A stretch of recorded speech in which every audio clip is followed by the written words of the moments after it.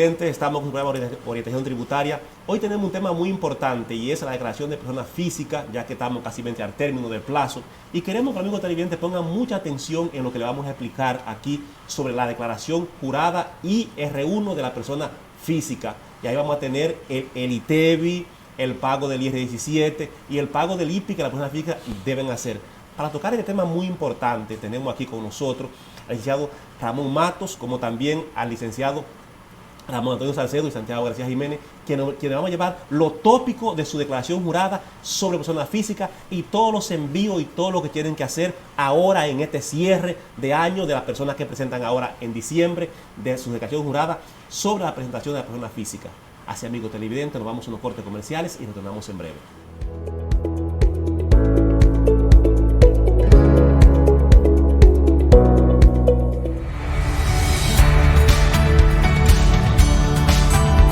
Tipos de dispositivos tecnológicos. Para estudiantes de primero a sexto de primaria, tabletas. Marcas Samsung, Lenovo y Alcatel.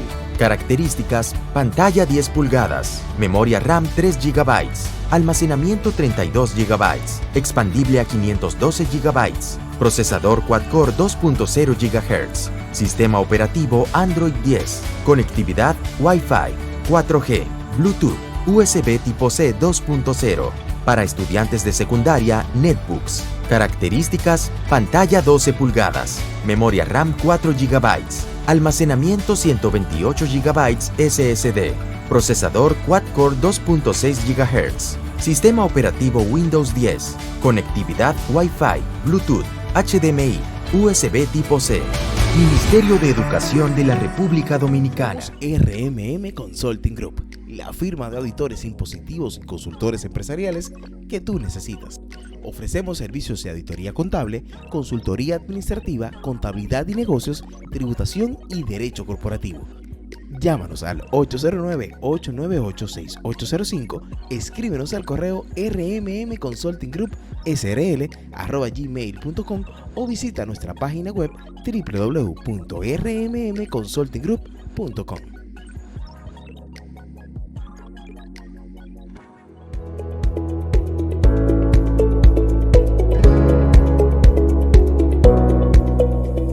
Estamos de vuelta con su programa de orientación tributaria, aquí cargado de mucha información. Y para comenzar, vamos a hablarles sobre la declaración jurada de persona física, ahora que estamos comenzando y terminando este ciclo ahora para presentar, y se está terminando la época para presentar la declaración jurada de persona física. Ramón Mato, frente a eso, ¿qué tú nos puedes decir? Santiago, Ramón, para mí es un placer y un honor de estar de nuevo con ustedes y toda su teleaudiencia. Bueno, mira, como es bien sabido, y para que los que no lo manejan, las personas físicas, a diferencia de las personas jurídicas, que acorde al artículo 300 poseen 4 fechas de cierre, tienen una sola fecha de cierre que es a diciembre y fecha de presentación límite a marzo. Entonces, la declaración jurada no es más que un documento que bajo fe y juramento esa persona física realiza sobre la base o de los servicios que presta o de los bienes que transfiere en base a su actividad económica principal. Entonces, todo aquel que todavía tributa sobre el efecto de persona física bajo la modalidad de su documento base cédula, tiene a más tardar al 30 de marzo a hacer su presentación sobre el efecto de una declaración de persona física o IR1. En esa tesitura ahí siempre pasa algo, de que hay muchas personas que no saben que ellos, el adelanto que tienen en su declaración física, lo pueden usar para TCS, para poder bajar un poco el pago del impuesto. Y me he encontrado con personas que aún sabiendo eso dicen que eso no se puede y piden consulta. Y tú más que nadie sabe que muchas veces hay personas en impuestos internos que nada más saben lo de su escritorio, que no saben más nada de ahí. Esos envíos que se hacen y todo eso, ¿en qué época deben hacer cada uno de ellos sus envíos para tener ya lista su declaración jurada como persona física? Mira, interesante pregunta. Recuérdate que la declaración jurada de persona física tiene 2 vertientes. Para quienes puedan acogerse bajo la exención contributiva, que hoy día está en unos 416.220 pesos ajustada por inflación, aunque no se ajusta. Y hace 4 años. Y la otra modalidad es la que se establece mediante el formato de envíos mensuales, 607 para ingresos con el IT1 y 606 para costos y gastos. Sin duda, todo aquel quien no opte por trabajar por exención contributiva tiene la potestad de enviar todos sus consumos de costos y gastos siempre y cuando sean vinculantes a su actividad económica y se lo puede deducir sin ningún tipo de problema.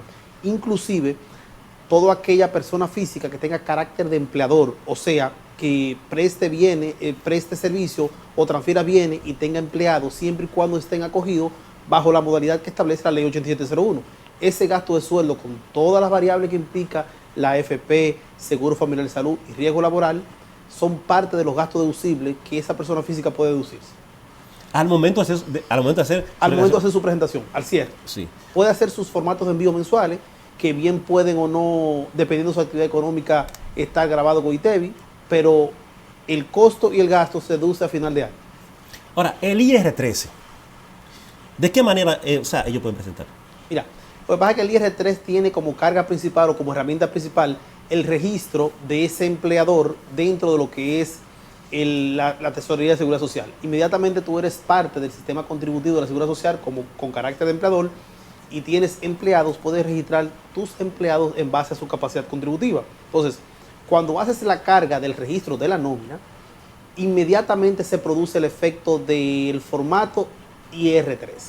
¿Qué hace Seguridad Social? Que a final de mes ese IR3 lo carga la Dirección General de Impuestos Internos para cualquier tipo de variable que tenga que aplicarle mediante novedades de un IR4 o un IR6, aquellos que generen capacidad contributiva de renta, llámese aquellos que después de la retención de TCS generen capacidad de impuestos, unos 34.800 y pico pesos hoy día ajustado por inflación, se genera el IR3 con el total de asalariados y los asalariados que estén asignados para carga impositiva o paguen impuestos sobre la renta. Los que no, igual se genera el IR3, ese IR3 mensual se convierte en ese ciclo en un IR12 y cuando tú haces la proporción del salario de Navidad, entonces IR3 mensual por 12 meses, IR12 más el salario de Navidad se convierte en IR13, que es el proceso consolidado que se hace de ese formulario antes de la presentación de IR1 y IR2. Profesor Matos, la pregunta es la siguiente. En virtud de que la ley establece plazos, si el contribuyente no cumple con esos plazos y se atrasa en las declaraciones y demás, ¿existe alguna penalidad o algún tipo de sanción?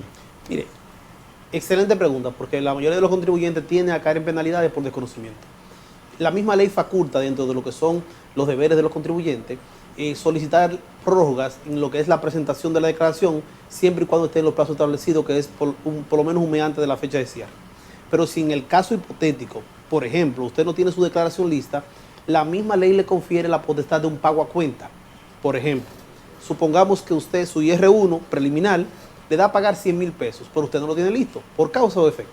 Usted puede hacer un pago a cuenta, supongamos, por 80.000 pesos. Si al final de la jornada termina dando 100.000 pesos y usted pagó 80, esa diferencia, que son 20.000 pesos, sí van a pagar penalidades. ¿Qué implica eso? En base al 252, recargo por mora e interés indemnizatorio. Recargo por mora el primer mes o fracción de mes y un 4% a los meses subsiguientes y un 1.10 de interés indemnizatorio fijo. Ahora, ¿qué pasa? Lo ideal es que cuando se hace un pago a cuenta, usted haga un pago por encima del monto estimado a pagar de impuestos. Si su monto estimado de impuestos son 100.000 pesos, que usted me pague 101.000. ¿Para qué? Para que al momento de hacer su presentación, si la hizo en abril, en mayo, en junio, ¿verdad?, que cargó su IR1, entonces usted va a tener, en vez de usarlo a pagar con penalidades, va a tener que usarlo a favor, compensable el periodo siguiente. Pero hay una cosa que hay que explicarle bien a los contribuyentes y es que por usted pagar a cuenta no está exento de una fiscalización. ¿Y qué significa esto? De que usted hizo un pago a cuenta y muchas veces se piensa que está exento de una fiscalización. No. Usted tiene que hacer su declaración como manda la regla y como manda la ley. Significa, como dice el Código Tributario y como dice la norma que rige, que usted debe hacerlo de esta y cual forma. Ahora bien, existe algo ahí, Mato, y siempre yo he tenido una gran diferencia en cuanto a esto, y es lo siguiente. Yo hago el pago a cuenta, ok, yo presenté, pero después de mi presentación hay una inconsistencia. Esa inconsistencia que tengo, ese pago a cuenta se mantiene fijo para ser rebajado en el pago que se va a hacer. Y si cogen y pues acaso no me reciben, es un término aplatanado y bien dominicano. ¿No te reconocen? No me reconocen esos pagos que yo he hecho, ni esos saldos sin base legal. ¿Qué pasaría ahí? No es una violación a la ley, una violación franca a lo que es la ley 1192. Por ejemplo, cuando usted realiza un pago a cuenta, ya sea por rectificativa voluntaria o no, el pago a cuenta consumado, comprobado y confirmado es parte de lo que es la deducción de la base imponible de cualquier efecto que venga posterior por una rectificativa. Por ende, siempre y cuando los pagos a cuenta sean confirmados en base a su legalidad, que sean fehacientes, igual los saldos a favor que hayan sido revisados son parte de tu deducción de ese periodo, rectificado de manera voluntaria por el contribuyente o de la administración tributaria. Y en el caso de que se te desconozca, que se puede dar el caso, porque hemos visto de todo en la administración tributaria, Claro que sí. entonces están los mecanismos para poderlo reclamar. Ahora bien, tú sabes que reclamar en la DGI es un oráculo, eso es una odisea. Porque muchas veces hay ciertos técnicos que dicen, no, incoado recursos de reconciliación que te van a reconocer, eso es mentira. Porque la DGI tiene un principio que dice, lo que vio un fiscalizador pasa igualito por aquí. Y usted lo sabe eso, porque usted trabaja esto. Ahora bien, ¿qué pasa en este asunto? Si yo tengo, por ejemplo, se le pasó algo al fiscalizador, incoó mis recursos de reconciliación y someto todo, ¿por qué la DGI a mí no me reconoce eso en el Departamento de Reconciliación? Mira, lo que pasa es que tradicionalmente reconsideración ha sido lo que le llamamos popularmente un sello gomígrafo de la administración local. Por ejemplo,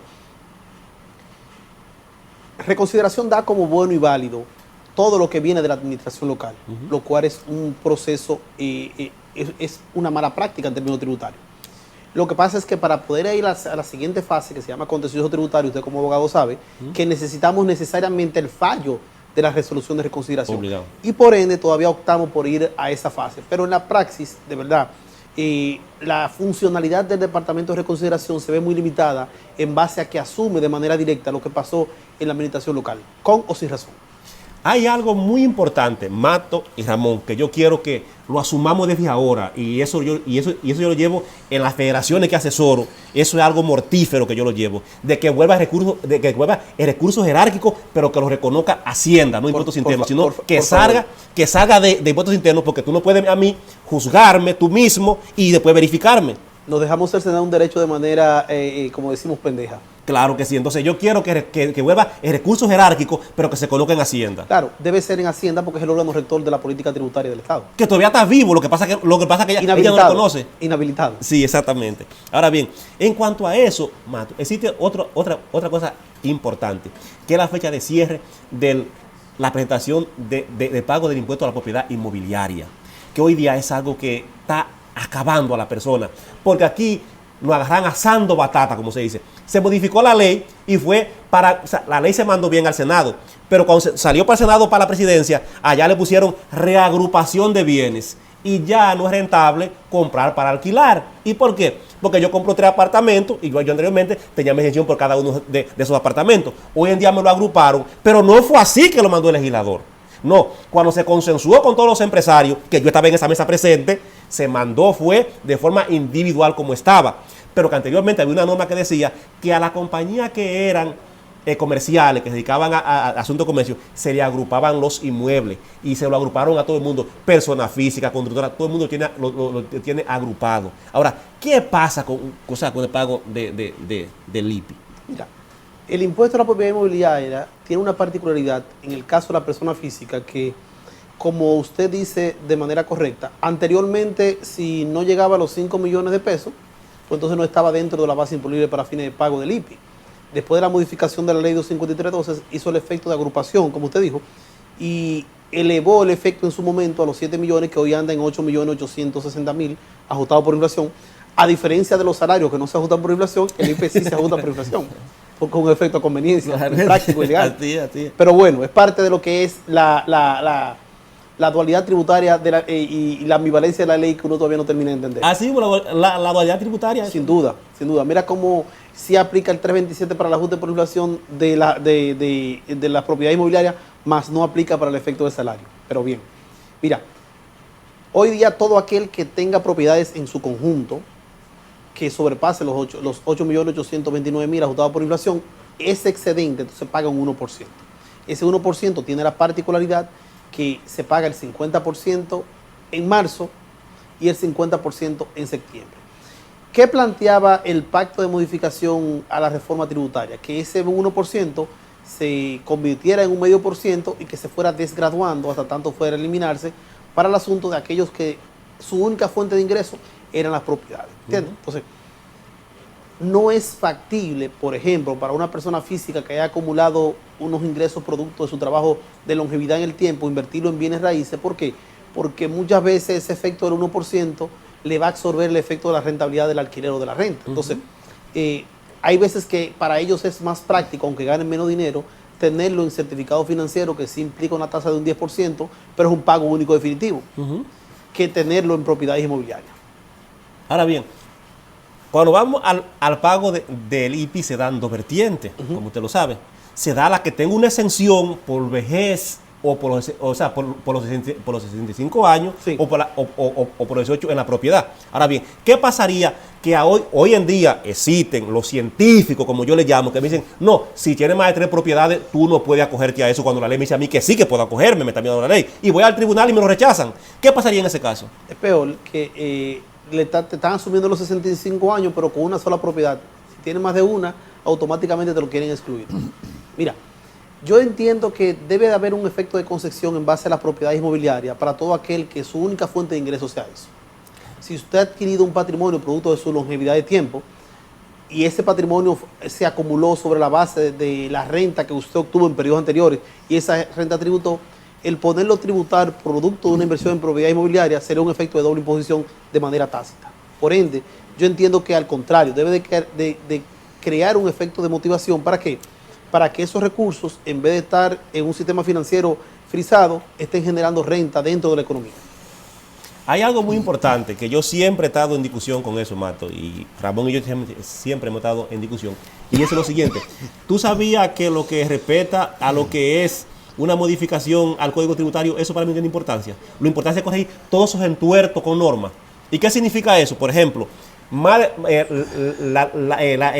ley dice que debo tener una propiedad para acoger, debo acogerme a la propiedad donde yo vivo, a la ley, para yo estar exento por 65 años de edad. Ahora bien, me dice a mí el fiscalizador que no, que debo tener una sola nada más. Eso se corrige con una norma. Ahora bien, por ahí hay cientos de personas que están pagando hoy día, personas que tienen casas cuantiosísimas y no pueden acogerse. Ahí por eso viene otra mucho más importante, y es la reagrupación de bienes. No debe existir para personas físicas, porque se está denigrando su patrimonio.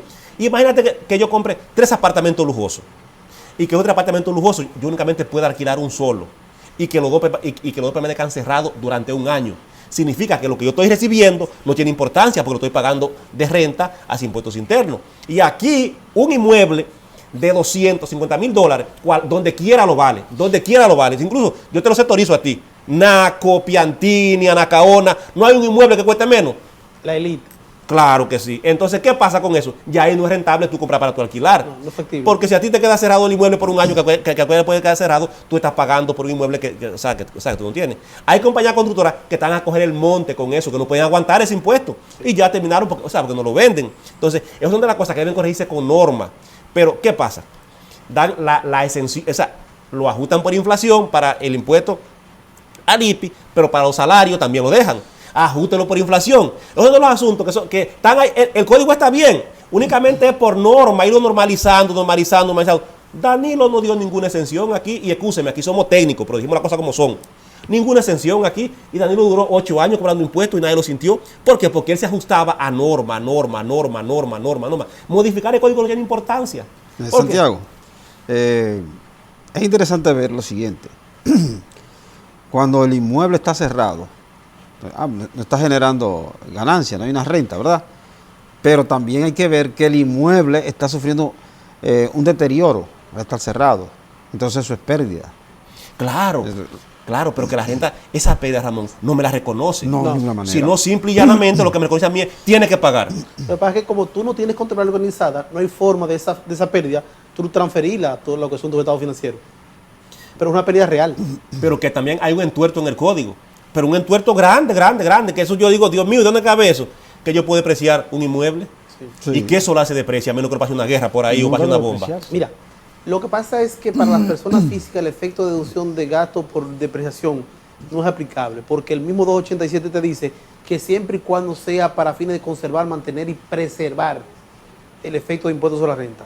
Y se asume que el efecto de alquiler como persona física, como no es un efecto regularizado, no está dentro de lo que es la actividad económica para esos fines. Entonces, como tú te vas como persona física por exención contributiva, no aplica el efecto de depreciación. Pero ahora, ¿qué pasa? según cómo tú puedes reconocer el efecto del valor de plusvalía o plusvalue, como le dicen ustedes los economistas, para fines de ganancia de capital, tú también tienes que reconocerme el efecto de deterioro. ¿Por qué? Porque cuando ocurre, como dice Ramón, el efecto de deterioro es parte de lo que es la reducción de esa base imponible para fines de lo que es un proceso de venta o de transferencia a futuro. Y por ende vas a ganar menos dinero. Ojo, pero no se devalúa para fines de ganancia de capital, porque DGI no asume el efecto de que porque esté cerrado se deterioró. Tiene que venir un efecto de factor exógeno que sea demostrable, que tú puedas justificar ese deterioro por pérdida de valor del activo, que ya contablemente, si lo hicieras a través de la NIC 36, sí se puede, pero fiscalmente no. Hablando de ese tema. Eso es parte de los entuertos que usted dice. Claro que sí. Otros entuertos más que se dan, como tú lo estás ahora mismo, exacto, como estamos aquí hablando, es el siguiente. Tú sabes que para modificar el código, o sea, aquí se modifican partidas, y no es partidas, son variables. Lo que pasa, mi estimado, es que el código tributario es una herramienta que el empresariado utiliza para fines de lo que es el desarrollo de su actividad económica. Y como todo, tiene que haber un efecto de voluntad política.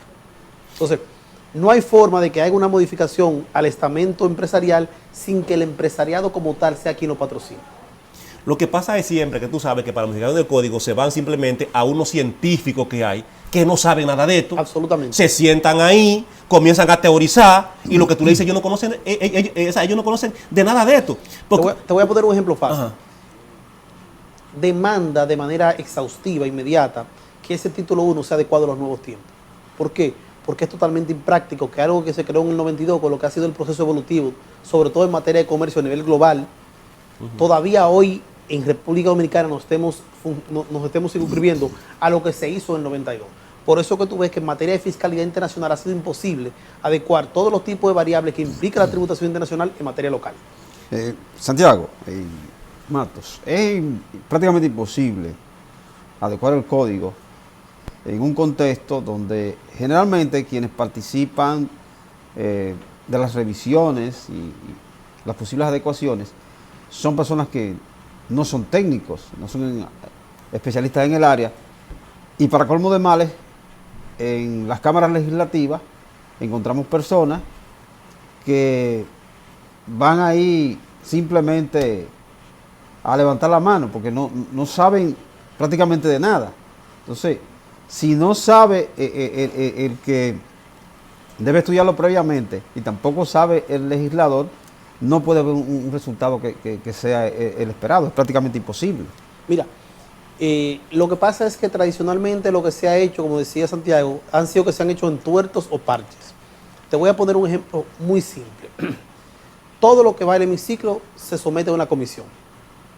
Y las comisiones no son buenas o malas, siempre y cuando sean funcionales.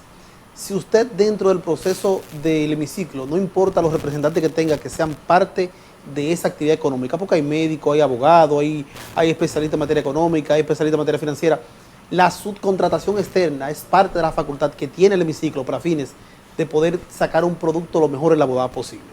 Ahora, ¿qué es lo que pasa? Que hay un efecto de voluntad, porque nosotros mismos hemos oído muchísimas veces que yo levanté la mano sin leer el proyecto. Entonces, ¿cómo es posible que tú puedas tener un efecto positivo en materia de resultados con una, como te dice Santiago, con una materia tan técnica especializada como la materia tributaria, si no solamente no lo leen, sino que quien lo lee no tiene el mayor nivel de entendimiento de eso que está ahí? Eso es lo que pasa. Cuando se sometió el proyecto de ley de amnistía, yo tuve la facultad de estar allá con la comisión que designó el Senado para que se estudiara. Y yo dije, no, pero yo no puedo estar aquí en esto porque tú aquí no sabes lo que está hablando.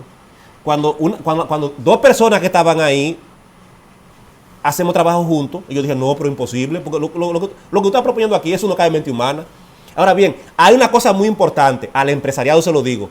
El código tributario está desfasado en letra, pero en la actualidad se aplica modernamente. Claro. Modernamente, en la actualidad se aplica modernamente, modernamente.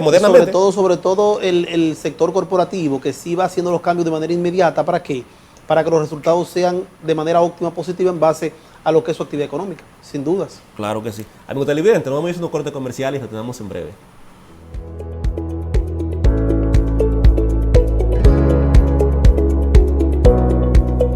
Somos RMM Consulting Group, la firma de auditores impositivos y consultores empresariales que tú necesitas. Ofrecemos servicios de auditoría contable, consultoría administrativa, contabilidad y negocios, tributación y derecho corporativo.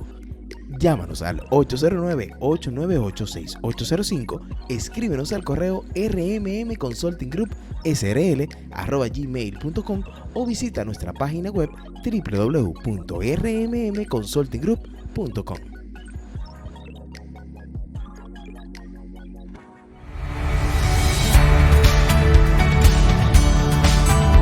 Tipos de dispositivos tecnológicos. Para estudiantes de primero a sexto de primaria, tabletas. Marcas Samsung, Lenovo y Alcatel.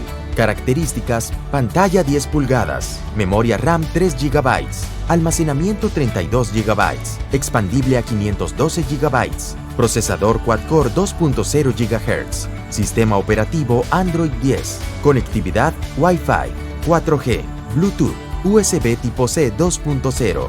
Para estudiantes de secundaria, netbooks. Características: pantalla 12 pulgadas, memoria RAM 4 GB, almacenamiento 128 GB SSD, procesador quad-core 2.6 GHz, sistema operativo Windows 10, conectividad Wi-Fi, Bluetooth, HDMI, USB tipo C. Ministerio de Educación de la República Dominicana.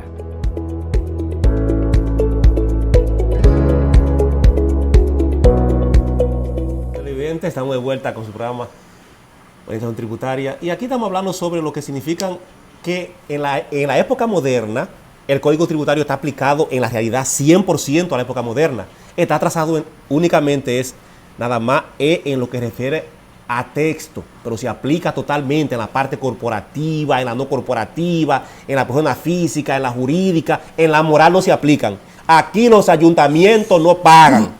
Y lo que retienen las empresas tampoco lo pagan. Las empresas del Estado son agentes de retenciones de otros impuestos que deben ir al Código Tributario. Pero aquí las empresas van mortíferamente. Claro, el Código Tributario no contempla muchas cosas de lo que se han hecho últimamente, pero eso está todo contemplado. Y hay una cosa muy importante, Mato, para la persona física, que el IR 17 y el ITEVI. ¿Cómo la persona física reconsidera esos dos ítems de su presentación? Mira, como te decía ahorita, buena pregunta. Toda aquella persona física que realice una actividad económica, ya sea en prestación de servicio o en transferencia de bienes, que tenga de una u otra forma el efecto de carácter de empleador o el carácter de subcontratal, tiene la potestad de generar cualquier prestación de servicio que amerite, acorde como lo establece el artículo 8, una designación de agente de retención. Dependiendo del tipo de servicio que demande, puede estar grabado o con el 10% de renta o sus derivaciones, o con el 100% del ITEVI o sus derivaciones. Por ejemplo, en el caso del IR 17, si esa persona física paga alquileres y se lo paga una persona física, a través del formulario IR 17 tiene la potestad de retenerle el 10%. Para poderse deducir el gasto del alquiler, tiene que hacer la retención del 10% y el pago en el IR 17. Todo lo que tú hagas en el IR 17 de un mes, del primero de un mes al final de un mes, tienes hasta el día 10 del mes siguiente para poderlo tributar. Conjuntamente con el alquiler, todos los demás servicios, por ejemplo, honorarios profesionales, dividendos, otras rentas, en el caso que aplique para la norma 707, remesas al exterior, en el caso que por ejemplo, pague servicio de transporte per se, todos esos servicios estipulados en el artículo 309 tributan mediante el IR 17. Hay algo que yo nunca estoy de acuerdo con eso y es un pleito que tengo a diario. Si yo compro mi pote romo en un supermercado, para yo bebérmelo, con mi frescosa, mi cerveza, como le llamamos aquí en Dominicana, o como usted quiera llamarle, ¿por qué no se me reconoce eso a mí? Mira, lo que pasa es que todo aquello que quede dentro de lo que abarca el artículo 287, que sea para conservar, mantener y preservar renta, es deducible para fines fiscales. Aquello que no sea vinculante a tu actividad económica, obviamente puede ser impugnable. Te voy a poner un ejemplo muy práctico. Mediante resolución se consiguió en la gestión de don Juan Hernández con doña Germania Montaz, que todo lo que era compra de ese tipo de insumos, bebidas alcohólicas y demás, que sean estipulados, por ejemplo, para la fecha de diciembre, son deducibles para fines fiscales. O una fecha específica que implica una actividad de aniversario, de lanzamiento, cualquier tipo de actividad en términos de relaciones públicas justificadas de la empresa, aplica el efecto de la compra de alcoholes y demás. ¿Qué yo te aconsejo? Que yo le aconsejo a mi contribuyente, que en vez de comprarlo en el año, para que sea impugnable, que lo compren todo en diciembre y se lo deduzcan como gasto. porque la ley los ampara. Pero vamos a poner, pero a mí no me impugnan lo que es gasto de representación. Siempre y cuando sean vinculantes a la actividad económica. Claro. Cuando son excesivos y tú no lo puedes mostrar, también son impugnables. Por ejemplo, si tú compras un traje como persona física, cualquier traje bueno te cuesta $1,000. Cualquier traje bueno. Sí, claro. Pero ese traje Santiago lo compró para generar actividad económica que le va a permitir un contrato de $1 millón, $2 millones, ese traje es deducible. Pero igual, si Santiago paga una membresía de golf en el country, por ejemplo, en Gacana, y esa membresía del golf son $2,000 al año, por ejemplo, pero con esa membresía de golf Santiago tiene un contrato garantizado como persona física que implica $10 millones al año, ese monto es deducible. Cuando no es deducible es cuando no puedes sustentar el volumen de ingresos que produces versus la vida ostentosa como representación que mucha gente se da. Profesor Matos, hay empresas, instituciones, perdón, que realizan actividades que no son de fin de año y utilizan vino. Entonces, entiendo que no sería correcto englobar todos los alcoholes, porque entonces una cosa son las bebidas propiamente embriagantes, porque el vino no necesariamente es embriagante, a menos que se consuma en exceso. Pero tú tienes un vinito, Ramón, de vez en cuando que sí. Ok, es que el vino dicen algunos, un vicio pequeño burgués. Oh, ya. Entonces, el que priva en Pero ese te tipo gusta, de cosas, pero- le gusta el vino. Pero ¿verdad? te gusta tu vinito. Claro, el vino es muy bueno Oh, ya. y saludable. Una copita de vino, claro. Entonces, englobar el vino con el whisky y los rones, entiendo que no está correcto. Entonces, podría ser El efecto factible. circunstancial, don Ramón, cuando se produce, por ejemplo, en una fecha específica, no es impugnable. Lo que lo hace impugnable es el efecto de recurrencia, siempre y cuando no sea justificable el por qué la recurrencia. Te voy a poner un ejemplo muy fácil. Tú como empleador de persona física puedes justificar el gasto de supermercado, siempre y cuando tú puedas demostrar que tú le otorgas el almuerzo como valor agregado a tus empleados. Si el almuerzo fuera, por ejemplo, a una sola persona, ¿qué te establece el artículo 318? Que ese monto que tú le entregas como beneficio a esa persona, entonces adquiere el carácter de retribución complementaria, que no es más que el pago que se tendría que realizar por tú otorgarles un servicio en bienestar a un empleado en particular por encima del resto, siempre y cuando sea en especie. Pero si el almuerzo es colectivo, entonces no es una retribución complementaria, ni es algo particular, sino que es un gasto per se. ¿Por qué? Porque tú hiciste un efecto de colectividad. Ahora, ¿qué pasa? Si ese almuerzo en una fiscalización, te pido la factura del supermercado y yo encuentro ron, encuentro caviar, encuentro pamper, encuentro churrasco, ¿verdad? Yo analizo la factura, entonces veo quién la recibe. Cuando veo que quienes la reciben son empleados que ganan 8, 10, 12 nóminas, entonces yo te la 12 mil pesos de nómina, yo te la impugno porque ese almuerzo no es para los que ganan 10 mil pesos, ese almuerzo es para el dueño que lo está disfrazando. Ahora, si yo te encuentro cosas en el almuerzo que se correspondan a tu actividad económica y al perfil del empleado que tú tengas, es 100% deducible, completamente. Pero como dice Fellito y mi compadre, pero que mi romo es mío, yo me lo puedo beber, yo lo pagué allá en el supermercado. Perfectísimo, no se lo carga la empresa, cárgalo con su sueldo o con su beneficio personal y no hay problema, Y no se me reconoce. para nada. Eso es lo que yo quiero que los amigos contribuyentes sepan, y en la modificación de un código tributario, ahí es donde debemos hilar fino y bailar ese merengue, porque yo lo compré con mi dinero, eso debe reconocerse a mí automáticamente, porque se le reconoce a la empresa que lo vende, y porque a mí como un retail, a mí no se me conoce. Si ese recurso pasó por el proceso de que tributó, ya sea como salario, ya sea como dividendo o ya sea como honorario, usted puede hacer con ese recurso lo que usted entienda pertinente. Claro Lo que que pasa sí. es que muchas personas físicas, estimado amigo, tienden a cargarle el gusto personal a la empresa. Eso es verdad, eso es verdad. Y hay muchas veces que Pero no es deducible. hay muchas veces que cargan asuntos que no pertenecen a ellos y quieren cargárselo ellos, cargarlo para la empresa. Y la ley está ahí, como usted dice. Claro. El 288 habla de partida no deducible. Entonces, aquellos gastos que no sean parte de la actividad económica de la empresa pueden tener el comprobante y pueden tener el medio de pago. Si no se corresponde a lo que usted hace, es impugnable.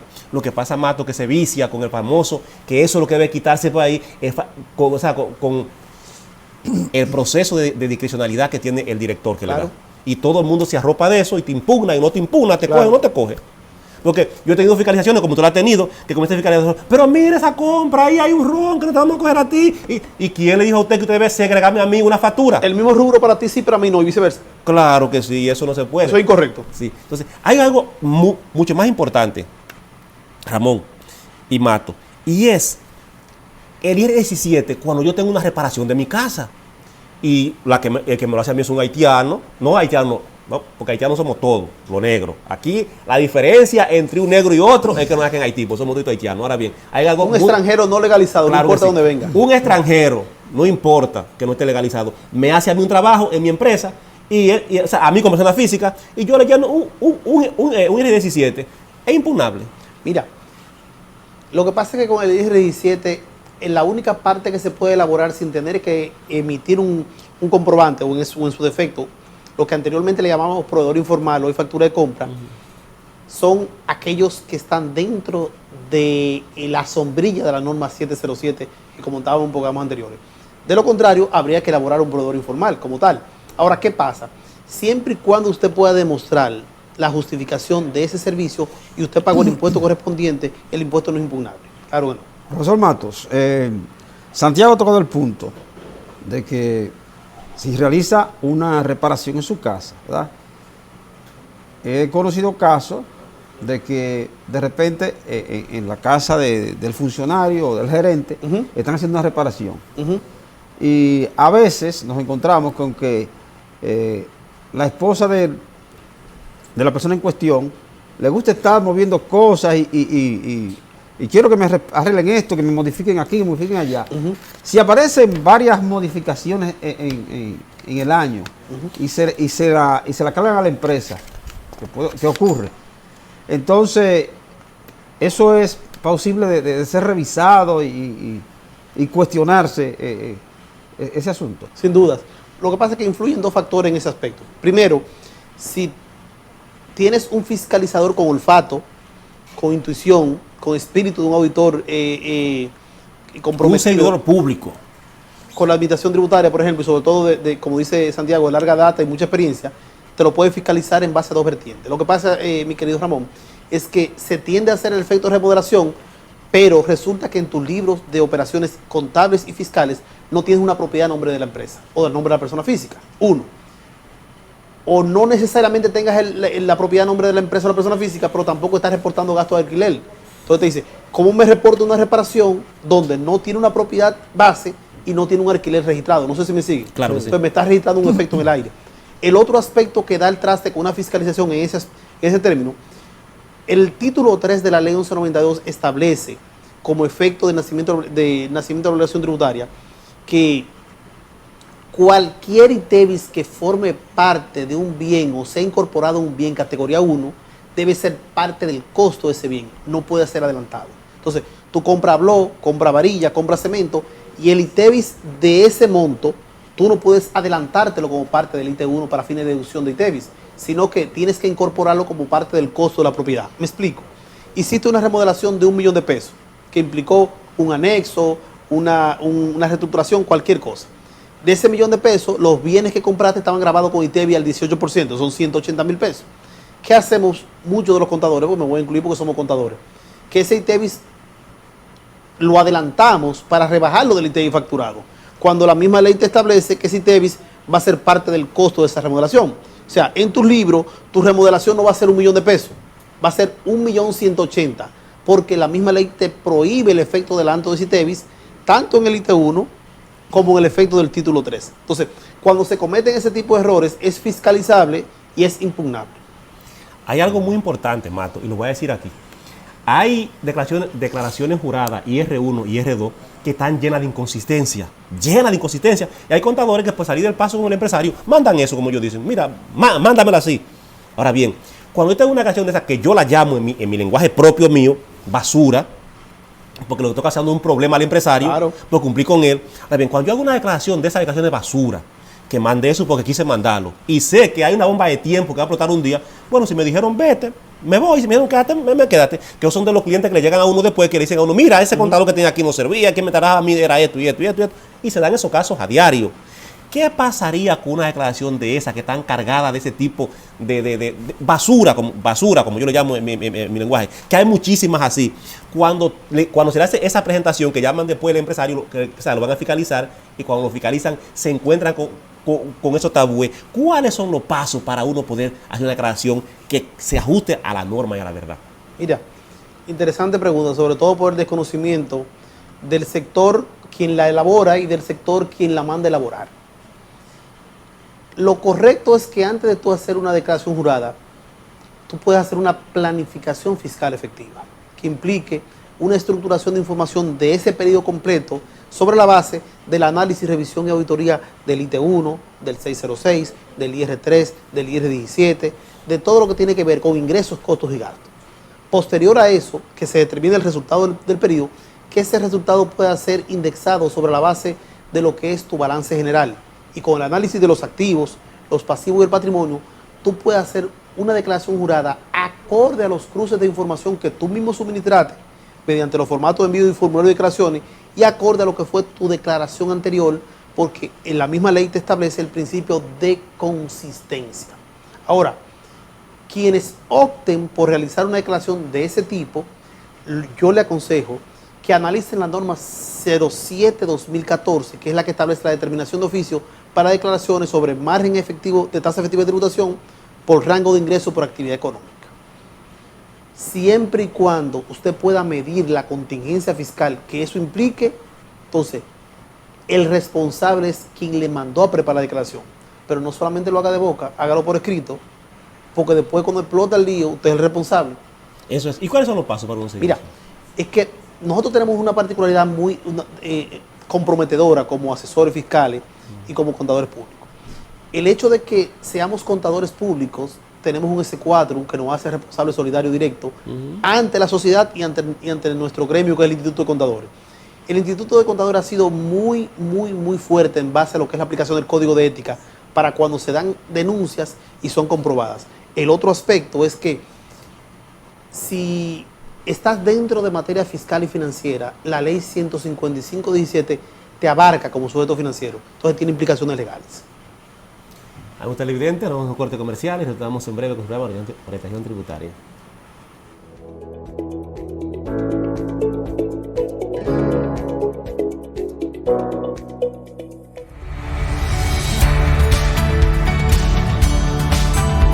Tipos de dispositivos tecnológicos.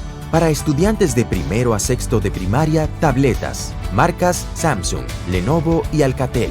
Características: pantalla 10 pulgadas, memoria RAM 3 GB, almacenamiento 32 GB, expandible a 512 GB, procesador quad-core 2.0 GHz, sistema operativo Android 10, conectividad Wi-Fi, 4G, Bluetooth, USB tipo C 2.0. Para estudiantes de secundaria, netbooks. Características: pantalla 12 pulgadas, memoria RAM 4 GB, almacenamiento 128 GB SSD, procesador quad-core 2.6 GHz, sistema operativo Windows 10, conectividad Wi-Fi, Bluetooth, HDMI, USB tipo C. Ministerio de Educación de la República Dominicana. RMM Consulting Group, la firma de auditores impositivos y consultores empresariales que tú necesitas. Ofrecemos servicios de auditoría contable, consultoría administrativa, contabilidad y negocios, tributación y derecho corporativo. Llámanos al 809-898-6805, escríbenos al correo rmmconsultinggroup@gmail.com o visita nuestra página web www.rmmconsultinggroup.com.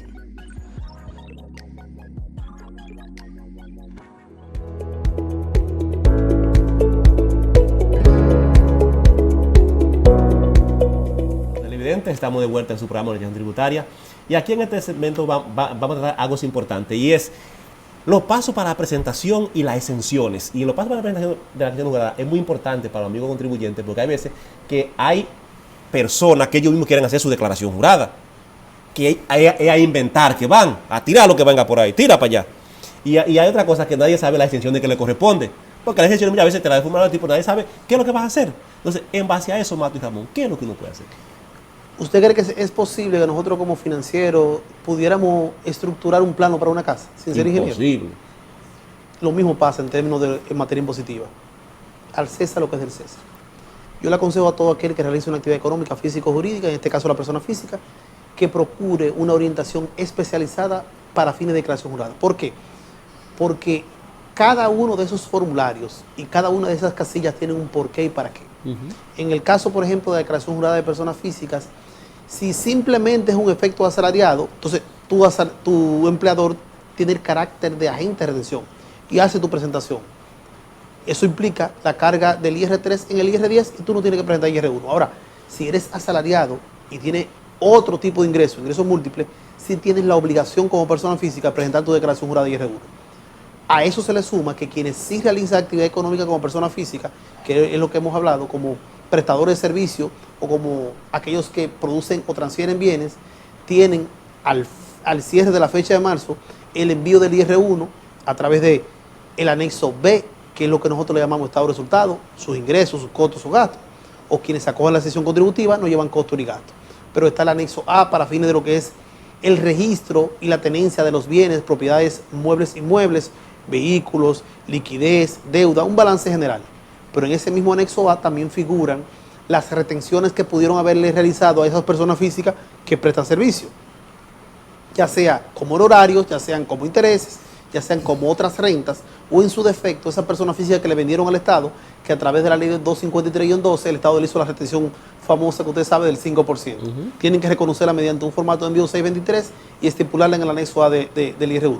Pero también esas personas físicas que no tributan como asalariados, que están cogidos a la ley de gasto educativo, sí a través del IR1 llenan el formulario para deducción de gasto educativo y forma parte de su declaración jurada.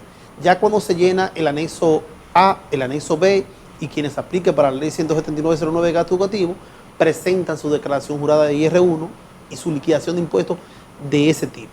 En base a lo que establece el artículo 296, la escala contributiva por la tasa que implica la carga de IR1, de 0 a 416 mil pesos exento, de 416 mil a los 580 y algo, el 15, el excedente de 580 a 800 el 20 y más de 800 el 25.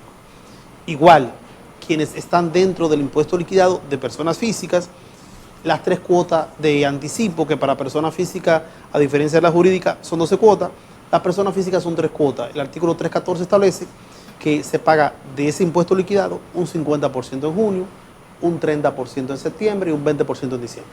Hay otro importante ahí, que las personas físicas se dedican a la actividad agropecuaria, como usted sabe, están exentos del pago de impuestos del impuesto del anticipo, pero tienen que solicitarlo, y pasado ese plazo es difícil que se lo reconozcan. Lo que pasa es que después de la aplicación de la norma 2801 que vino al traste con lo que originó esa sección de la tormenta Olga y Noel, la Administración Tributaria anualmente ratifica la norma y eso le da la sombrilla para no necesariamente a quienes se la soliciten.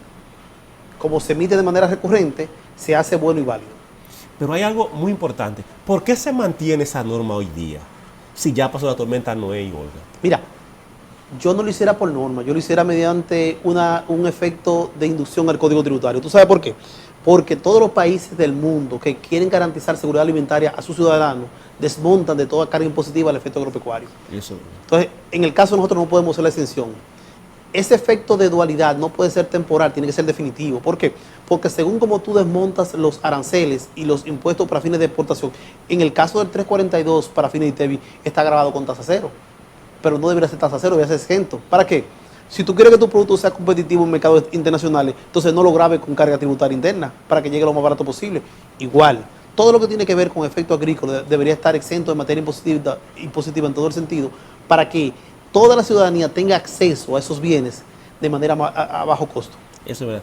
Y hablando en términos, ¿qué usted le puede decir, llegando a la parte final, al pueblo dominicano sobre su presentación de su IR2 y todo lo que implica los ítems que llevan ella? Mira, en este caso, que estamos tratando hoy lo que es la persona física, el IR1, porque el IR2 lo vamos a ver más adelante en la fecha de cierre en abril, que es para jurídica. El IR1. El IR1, como les dije, mi querido hermano, todos y cada uno de esos formularios, de esos formatos de envío, tienen un porqué y para qué. Y cada una de esas casillas, aunque nosotros la veamos muchas veces inútiles o la veamos de más, tiene un porqué y para qué. De ahí la importancia de una buena asesoría en materia tributaria. ¿Para qué? Para que nuestra declaración jurada tenga el nivel de contingencia cero al momento de enviarla.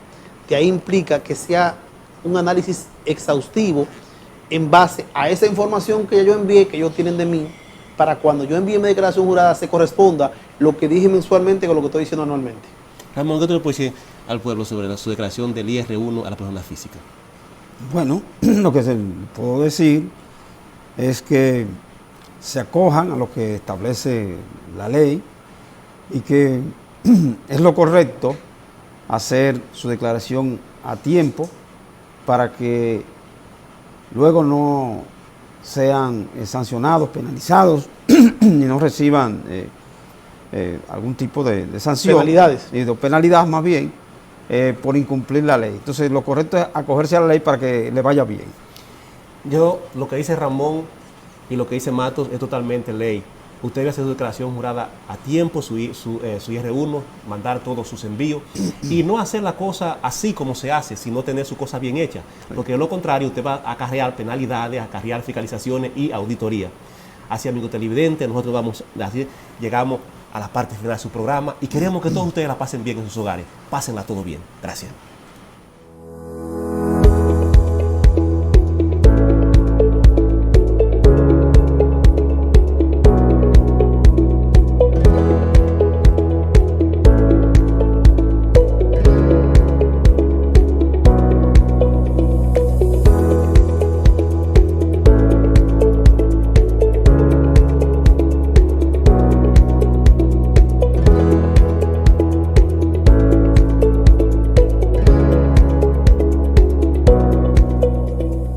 RMM Consulting Group, la firma de auditores impositivos y consultores empresariales que tú necesitas. Ofrecemos servicios de auditoría contable, consultoría administrativa, contabilidad y negocios, tributación y derecho corporativo. Llámanos al 809-898-6805, escríbenos al correo rmmconsultinggroup@gmail.com o visita nuestra página web www.rmmconsultinggroup.com.